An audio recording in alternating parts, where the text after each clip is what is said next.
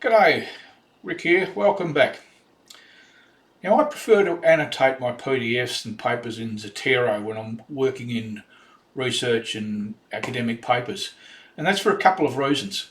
First of all, when saving a document to Zotero, it often has a PDF attached, so I'm not duplicating files if I do all my annotations in Zotero itself. And secondly, I also like to use colours when I'm annotating PDFs to indicate certain aspects of the meaning of the highlight and the appropriate note. So Reader or Readwise, which I also use, does not have the capacity to use highlighted colours at this stage and suggests using highlight tags instead. Now my workflow when doing research and working with academic papers is to write all my notes in Obsidian. I save all my references to Zotero with PDFs attached wherever possible. Now if they are not downloaded with the reference, as in a web page for example, or an online PDF, I will save them to Reader or Readwise. Now the object is to do all the annotating in Zotero rather than involving Reader in the mix as well, because you just end up with two different places to go. Mind you, I absolutely love Reader and I use it daily for everything else, but for academic papers I just prefer to keep them all in the one place, and that's Zotero. Now if you're not already using Reader or Readwise, by the way, you can get 2 months free trial, and I'll put a link in the show notes for you to use if you wish to use that. Okay, so let's have a look at the process and we'll just work through this step by step.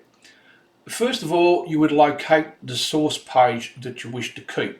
So here on the screen you can see one that I've prepared earlier. I'm looking at ethics as it applies to AI at the moment, so this is a very relevant article.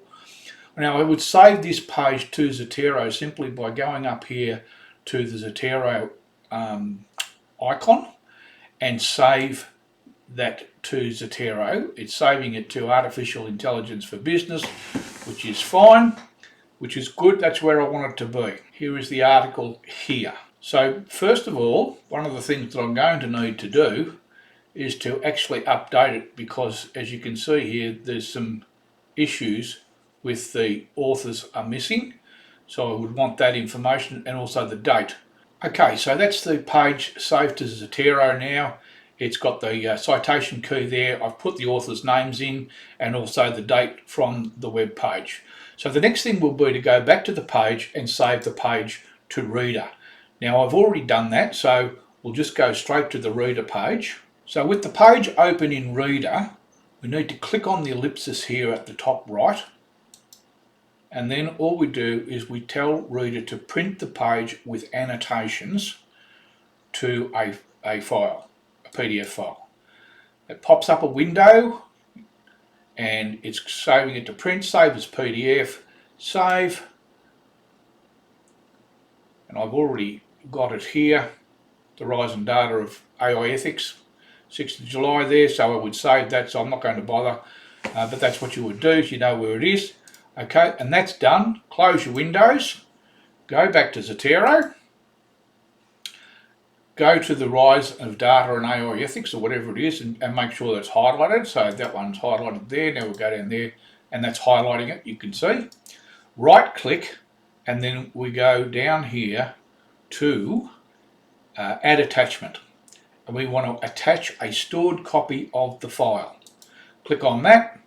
It will bring up our File Explorer, Windows Explorer, and then we can pick on this, the rise of data and AI ethics. We click on that, displays the file, open, and if we click on the little greater than arrow, there's our file.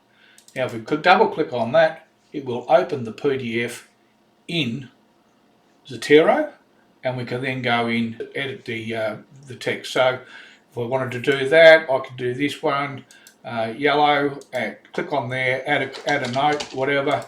If I find it here, this is particularly important, I use red for that. Another note, and I'm just going through and annotating my PDF then, which I can then of course export into Obsidian later on if I choose to do so. So once in Zotero, you click on the document, open it, and it's all done in editable form.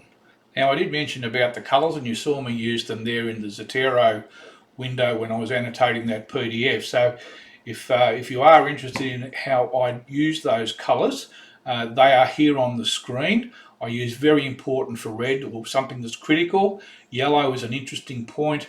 Green is a supporting argument or some example of the content of the paper.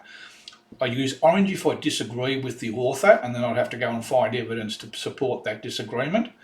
I use grey for vocabulary, definitions, and names and dates. And blue is where a paper might be cited within a paper, and I want to go and have a look at that paper as well. So they're the colour codes that I use for annotating my PDFs in Zotero.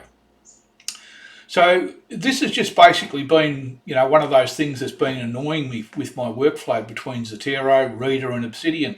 And it's taken a fair bit of time and experimentation to try and get a working system. But hopefully it will save you that time in trying to work out a system to achieve that if you are working with academic notes and papers and Zotero and Obsidian. So until next time, cheers.